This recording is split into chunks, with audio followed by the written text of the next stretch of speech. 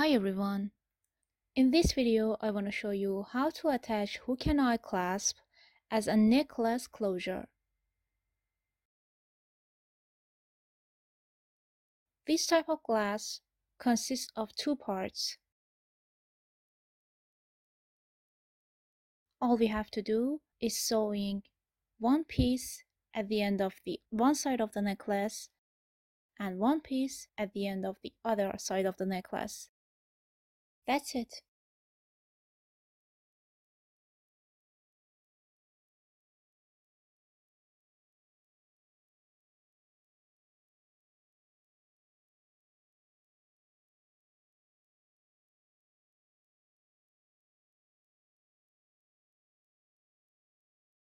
In this series of videos, I'm focusing on different ways to make closures for our crochet jewelry and accessories. If you found this video helpful, don't forget to like and subscribe. Have a great day.